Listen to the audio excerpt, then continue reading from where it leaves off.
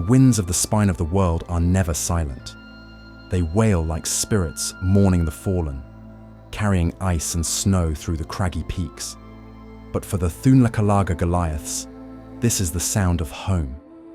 Their settlement, Wormdoom Crag, clings to the side of a mountain 15,000 feet above the frozen tundra of Icewind Dale. Below them, the world is a harsh, unforgiving wasteland of snowdrifts and razor-sharp ice. But here, among the towering cliffs and jagged rock faces, their ancestors carved out a home, not with walls and gates, but with sheer willpower and the strength of their axes. Life in the crag is a test from birth. A Goliath who cannot endure the cold, who cannot hunt in the blizzards, who cannot prove their worth to the tribe, is nothing. Strength is survival, and survival is strength. Among the Thunlakalaga, one's legacy is everything. It is not enough to live. One must leave behind stories worth telling. The greatest story of all is the battle that gave Wormdoom Crag its name. Decades ago, when the settlement was still young, an adult white dragon descended upon the Goliaths, believing them weak, easy prey. It sought to scatter them to the winds, to feast upon their warriors, to claim the mountain as its own. But the Goliaths did not flee. They did not beg for mercy. They stood and fought. Through sheer determination and the unbreakable spirit of their ancestors, the Thunlakalaga Goliaths brought the dragon low. Their warriors, wielding mighty great axes and spears tipped with enchanted ice, struck it down in a battle that shook the mountain itself. When the beast finally fell, its blood staining the snow, the Goliaths claimed its remains as a trophy. Now, the dragon's skeletal frame hangs within the great hall of Wormdoom Crag, its ribcage forming a natural arch where warriors gather to tell stories of glory. The skull, a monument to Goliath tenacity, watches over the settlement as a reminder. The strong endure, the weak are forgotten. Now, the time has come for Magnor, son of the Wormdoom, to carve his own legend. At 26 years old, Magnor is in his prime, a towering figure of muscle and endurance, hardened by the brutal training of his people. But strength alone is not enough to lead. His father, one of the warriors who felled the first dragon, had long decreed a sacred right.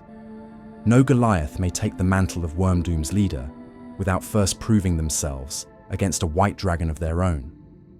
To command the tribe, one must understand true struggle.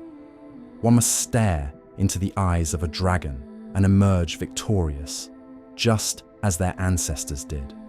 For months, Magnor has listened to rumors from traders and travelers passing through the crag. They speak of a new threat, a young but ambitious white dragon that has claimed the summit of Kelvin's Cairn as its lair. This dragon is no mere beast. It is a predator, a hunter. It soars through the icy winds, its pale form vanishing into the snow-laden skies. It hunts the yetis that roam the high passes, tearing them apart with jagged fangs. But worse still, it preys upon the dwarves of the valley below, descending from the storm-choked heights to strike at their strongholds before vanishing back into the blizzards. The dwarves fear it. The yetis avoid it. The mountain has become its domain.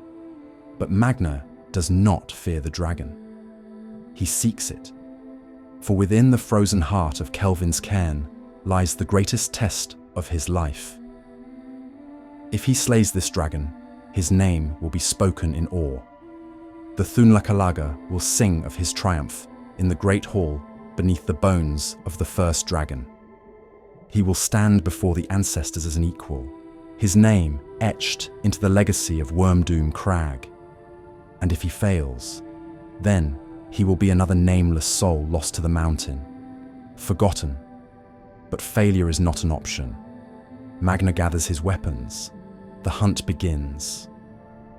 Magnor had known since childhood that the rite of the Wormdoom was no simple test of strength. It was a battle against the elements, the wilds, and the will of the gods themselves. To face a dragon was one thing, but first, one had to survive the journey. For weeks, he prepared. Furs lined his armor, provisions were packed, weapons sharpened. Every detail had to be accounted for. Food for the long trek, oils to keep frost from stiffening his axe grip, and flasks of heated spirits to fight the creeping cold that could steal the breath from a warrior's lungs.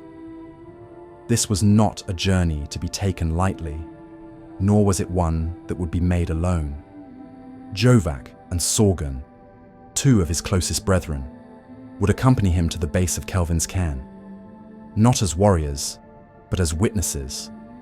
One of the great truths of the Thunlakalaga was that glory must be seen to be honored. If Magna fell, it would be Duch and Sorgan who carried word of his fate back to Wormdoom Crag. If he triumphed, it would be their voices that spread his legend to the tribe. The three set out from Wormdoom, descending from the spine of the world along a well-worn passage that their people had taken countless times before. It was a journey of endurance and resilience, one that tested the resolve of any who dared tread its path. The journey through Icewind Dale was a test unto itself. Katabatic winds screamed down from the Reged Glacier, a howling force that bit through furs and armor alike, seeking the warmth of flesh like a living predator. The sun never truly rose, hovering just below the horizon, casting the world into a perpetual half-light that stretched into endless twilight. Here, the boundaries of night and day blurred, offering no respite to weary travelers. They marched for days across the tundra, their steps crunching over frost-laden earth, breaking through patches of wind-carved snowdrifts. At night, they built small, well-hidden fires, using dried reindeer dung to fuel the flames and keep their bodies from freezing solid beneath the unrelenting cold. Icewind Dale did not welcome travelers. It did not care if they lived or died. On the third day, the storm found them. It came suddenly, a roaring wall of ice and sleet, turning the landscape into a frozen void where sight and sound were stolen away. Each step became a battle, the weight of the wind pressing against them as if the dale itself sought to drive them back. Snow blinded them. Ice clung to their beards and lashes. Every push forward required monumental effort. Every second within the storm was a silent war against nature. Duch, broad-shouldered and sure-footed, shouted over the howling wind. "This is what awaits you, at the peak, Magna. You fight the dale before you fight the dragon." Sorgan laughed, his breath a mist of ice in the air. "Aye, if you freeze before you reach it, we'll carve your tail into the ice for the next fool to read." Magnor did not answer. He only pressed forward. The storm raged through the night, but by dawn it had passed, leaving the land silent and heavy with fresh snow. As the three Goliaths trudged onward, a sight stopped them in their tracks. A herd of reindeer, their antlers silhouetted against the twilight sky, moved across the tundra in perfect harmony. Their hooves barely disturbed the ice, their breath rising in soft clouds of mist. The Goliaths watched in reverence. This was the way of the wilds. Nature gave, and nature took away. It had taken many of their ancestors, swallowed them in snowdrifts, and sent them tumbling from cliffsides. But it had also provided food, shelter, the thrill of the hunt, the wisdom of survival. In quiet respect, the three Goliaths lowered their weapons, pressing their fists against their chests in a silent gesture of honor. As they made camp that night, Duch posed the question, "What does survival mean, Magna? What does it mean to you?" Magna took his time before answering, staring into the flickering fire. "It is not enough to survive," he finally said. "A beast survives. A warrior endures. We carve our names into the stone of history, or we are forgotten to the winds." Sorgan grunted in approval. Then carve yours well, brother. With the break of dawn, the three Goliaths continued their journey, descending from Bremen's Run along the mountain slopes. As the jagged peak of Kelvin's Cairn came into full view, Magnar knew his true trial was about to begin. The three Goliaths stood at the base of Kelvin's Cairn, gazing up at the looming colossus of rock and ice. Rising out of the desolate tundra, the mountain was a monument to raw, untamed power. An immense pile of giant boulders, jagged ridges, and sheer cliffs, narrowing to a snow-capped peak. The mountain had existed long before any Goliath, dwarf, or dragon had walked this land, and it would remain long after their bones had turned to dust. But this was no ordinary climb. Kelvin's Cairn was a place of beasts and legends. Frost giants were said to have trod its craggy slopes, remnants of their kind still wandering the rills and canyons that scarred its face. The Verbeeg, their monstrous kin, had once made their lairs within its depths, and the dwarves who now mined its caverns still spoke of old horrors that lurked beneath the stone. Magnar knew the task ahead of him would be no simple feat, and so he took a moment of solemnity. Kneeling, he pressed his fist against his chest and muttered a warrior's prayer to Tempus, the god of battle. As you struck down Kelvin, let me strike down his kin. Grant me the strength to carve my name into the stone of history. Tempus had once slain Kelvin, the great hero of the Frost Giants, upon the icy plains of Icewind Dale in ages long past. And now, Magnar sought to slay one of Kelvin's distant brood, a dragon that had taken the mountain as its own. Turning to his brethren, Jovak and Sorgan, Magnar extended his arm, gripping each of their forearms in turn. 4 days. His voice was steady, unwavering. If I do not return, take my remains to my father and mother. Let me rest among our ancestors. Jovak nodded, his expression dark. You will not be forgotten, Magnar. Sorgan grinned, though there was a flicker of unease behind his eyes. And, if you do return, bring back something more than just a story. A trophy worthy of a chieftain. Magnar gave a rare smirk before turning toward the ascent. Then, he climbed. The first steps were deceptively simple, well-worn paths carved by traders and dwarves, routes whispered to him by those who had traversed them before. These trails snaked through the lower ridges, passing old Verbeeg caves and dwarven tunnels long abandoned. But Magnar knew that these paths would not take him to where he needed to go. He would have to go higher, where the mountain was untamed. The higher he climbed, the crueler the mountain became. The air thinned, burning his lungs with each breath. His muscles ached as he pulled himself up steep crags and icy outcroppings, fingers numbing as they gripped the frozen stone. The winds howled, carrying the bitter chill of the Reged Glacier down upon him. Each gust threatened to rip him from the mountain's face and send him plummeting to the depths below. But Magnar was no ordinary climber. He had grown up upon the slopes of the spine of the world, where the storms were born of the god's wrath and the cold could break weaker souls. This was no different. He grit his teeth, reminding himself, this storm will not break me. This climb will not defeat me. A chieftain does not yield. His fingers found purchase, his legs burned, but he pressed forward. Halfway up the mountain, the storm struck. It came like a beast of legend, with winds so fierce they threatened to peel the flesh from his bones. The snow turned to blinding sheets, and every movement became a battle. Free climbing in these conditions was near impossible. His axe found a new purpose. With each reach, he buried its blade into the ice, using it as a hold to haul himself further. The metal groaned under the strain, but it held. The storm raged, but he climbed. For hours, the storm tested his resolve. It whispered of failure. It screamed of exhaustion. It tempted him to stop. But Magnor had been forged in storms like these. He had been molded by the cold, raised in the harshest lands the world had to offer. So he climbed. When the storm finally relented, the world was eerily still.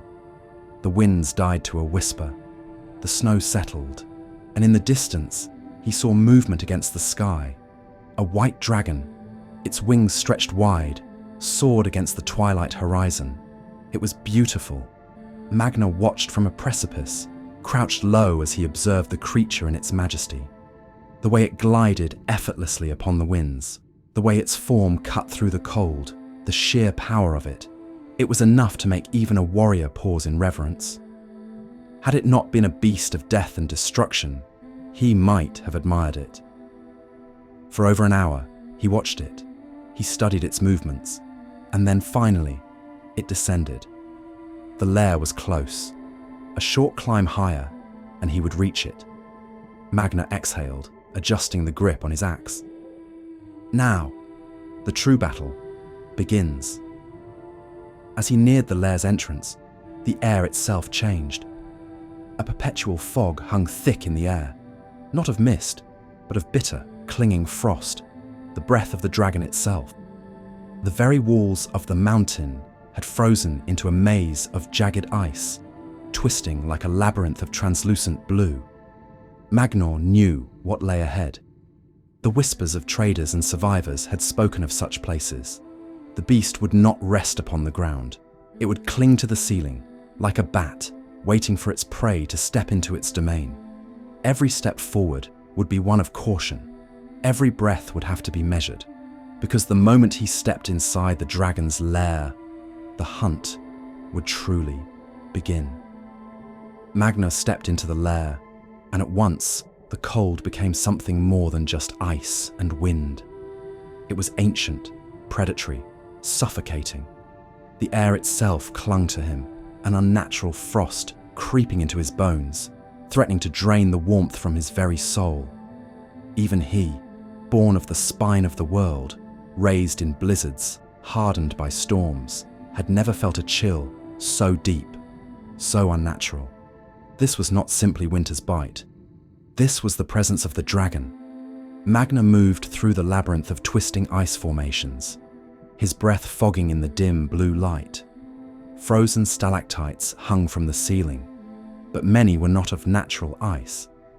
They were bodies, frozen yetis, smaller dragons, frost giants, dwarves, reindeer, each encased in thick layers of ice, hanging like morbid trophies, their expressions of fear and agony still visible beneath the frost.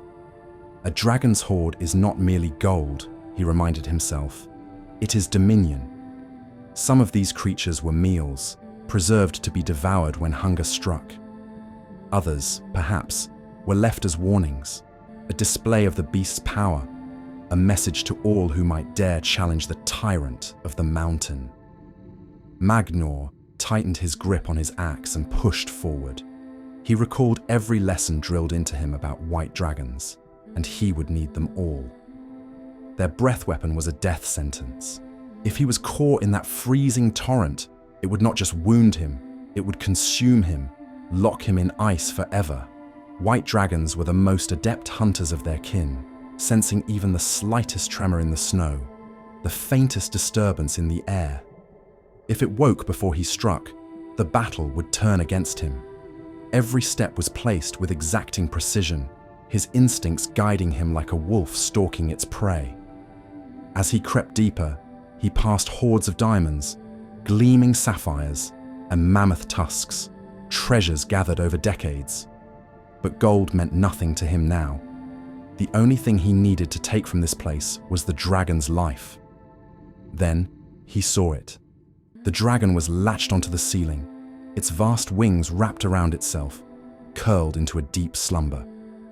Its massive, jagged scales reflected the ice-blue light of the lair, a creature of raw, untamed majesty, a vision of terrible beauty. Even sleeping, it radiated power. Magnor moved closer, inch by inch. He reached into his pack and retrieved a vial of toxin, a rare and deadly poison traded from the Zentarim weeks ago. They had called it Serpent Fang, a venom extracted from the cursed fangs of a Yuan-Ti abomination. A single drop, the Zentarim had told him, can turn a lion's strength to water. Magna did not believe in cowardly poisons, but this was not cowardice. This was assurance. He coated his axe in the venom. He exhaled. His mind cleared. This was his moment. His people spoke of the primal rage, the unshackled fury of the warrior's soul. But it was not simply blind wrath. It was a force, honed, sharpened, wielded like a blade. This was for his father. This was for his people. This was for himself. With a silent prayer to Tempus, Magna leapt. The dragon's eyes snapped open a heartbeat before the axe struck. Then, chaos. Magna's axe carved deep into the beast's wing, severing tendons, grounding it before it could escape into the air. The dragon shrieked, a piercing sound that shook the walls, and with a violent twist, it threw Magna across the chamber. He hit the ice hard, but rolled to his feet. The dragon's tail lashed out, shattering ice columns, narrowly missing him as he darted forward, axe swinging again. Strike, duck, move. Each blow was measured, precise, relentless. As the battle raged, Magna found himself locked in a deadly dance with the white dragon, each movement dictated by instinct, rage, and sheer will. His axe bit deep into the dragon's hide, carving through its thick scales. But the beast was relentless. Wounded, desperate, and furious, the dragon let out a piercing screech, its frigid breath rolling across the cavern, coating the ground in a thin sheet of ice. Then, in a single terrifying motion, it lunged. Magna barely had time to react before the dragon's gaping maw snapped shut around him, jagged fangs descending like spears of ice to tear him apart. But Magna was no ordinary warrior. Summoning every ounce of strength in his battered body, he thrust his arms outward, catching the beast's upper and lower jaws just before they could clamp down. Muscles strained, bones threatened to crack under the immense pressure, but he did not yield. The dragon thrashed, trying to shake him, trying to wrench its jaws closed, but Magna held firm, his hands slick with blood, his breath a ragged growl of defiance. For a fleeting moment, they were locked in a brutal test of strength, mortal against monster, flesh against fang. Then, Magna saw his opening. His returning axe lay buried in the ice, just beyond his reach, but he had bound it not just to his hand, but to his very will. With a growl, he summoned it, a whisper of wind, a blur of steel, and then the axe whistled through the air, spinning end over end until it slammed into the dragon's maw, slicing through its cheek and forcing it open. With a savage roar, Magna wrenched himself free, tumbling onto the frozen ground just as the dragon recoiled in pain, black blood dripping from its sundered mouth. The battle was far from over, but Magna had drawn blood from the jaws of death itself, and he was not finished yet. Then came the moment he had feared. The dragon inhaled. The frost breath came. A blast of pure, soul-piercing cold engulfed the cavern, and Magna had no time to evade it completely. The world flashed white, agony. His left arm went numb. He could feel nothing below his shoulder, the limb now locked in frost, useless. But he had trained for this. Goliaths did not always fight with two arms. The dragon weakened, wounded, enraged, lunged. Magna met its charge. With one final desperate swing, he drove his axe through the beast's skull, the serpent fang toxin sinking deep into its brain. The dragon convulsed, its roar cut short. Then, silence. The great beast collapsed, blood pooling across the ice. It was over, but Magna was dying.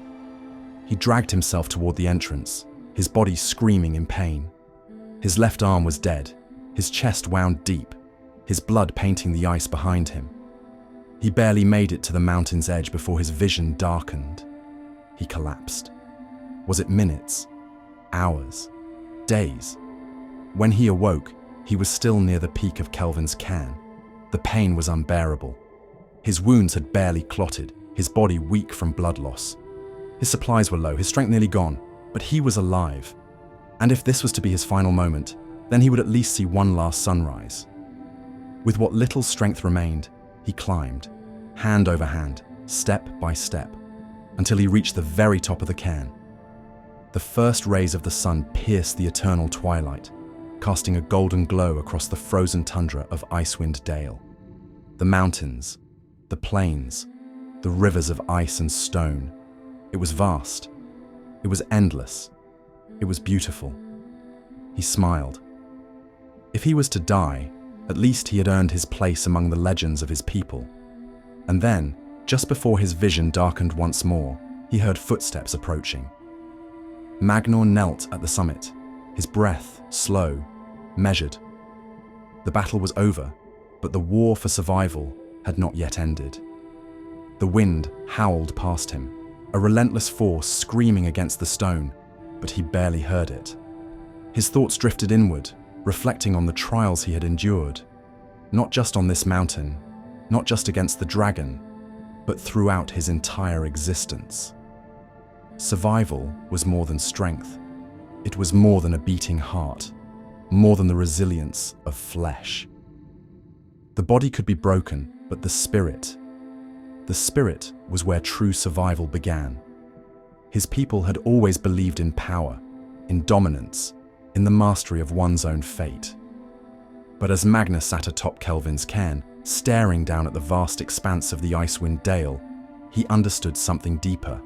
A warrior could be cut down, a leader could be betrayed, a king could be dethroned, but a will unbroken, that was eternal. Below him, the dale stretched wide and wild, trapped in winter's cold embrace. He saw the tracks of the nomadic Reged tribes, their figures moving like ghosts across the tundra, following the migrations of reindeer herds in an endless cycle of survival. Beyond them, the dark waters of the Sea of Moving Ice churned, where fishermen and hunters dared the frozen waves in search of seal, fish, and walrus, fighting against the cruelty of nature itself. Further still, dwarves delved into the roots of the world, clawing riches from the frozen stone, seeking treasure that might outlast their fleeting lives. And scattered across the frozen wastes stood the 10 towns, little more than scraps of civilization held together by sheer stubbornness. Foolhardy settlers, descended from those who had chosen to carve a life here, fought daily against the giants, the orcs, the merciless tundra, and each other. All of them were warriors in their own way, fighters, survivors, dreamers. And this was his home, a land of ice and death, adventure and wonder, struggle and triumph, a land that demanded greatness from those who wished to live. His body was failing. His wounds had reopened and his vision swam. Even with the biting winds, his skin burned, his breath came in shallow gasps. Just as his thoughts drifted toward the abyss, movement caught his eye. 2 familiar figures emerged from the twilight haze, their massive forms shimmering against the dim light of the setting sun. His kin, his brethren. A warmth spread through him, whether from relief, exhaustion, or something more. He could not tell. His lips parted, as if to speak, but darkness rushed in once more, and he collapsed. When he awoke, he was no longer on the mountain. He was somewhere warm. The scent of burning wood and salted stew filled the air, and faint voices murmured in the distance. He knew this place before his eyes even opened. Cairn. He was in the Northern Light, a tavern nestled on the edge of the Great Lake, a familiar sanctuary in the heart of the frozen wilds. As his eyelids fluttered open, he was greeted by the soft, flickering glow of magical lanterns, their lights dancing like spirits above the rafters. He was alive, His muscles ached, his body was bruised and battered, but he had endured. Hours passed, or perhaps mere moments. It was hard to tell. Then a weight pressed into his hand. He looked down. A tankard of ale. Voices swirled around him, hushed at first, then growing louder. One phrase rose above the others, chanted in slow rhythmic murmurs. "Mountain Tamer, Mountain Tamer." He glanced down at his feet. The severed head of the white dragon lay before him. Its eyes, once filled with cold, merciless cunning, were now empty.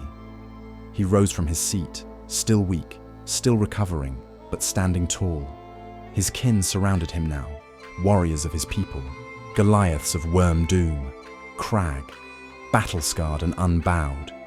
He had climbed the Cairn's peak, had slain the tyrant of ice, and had returned. By deed and by right, he had earned his place among the legends of his ancestors. Magna Mountain Tamer, master of the Cairn, master of himself. And when the next great trial came, he would be ready.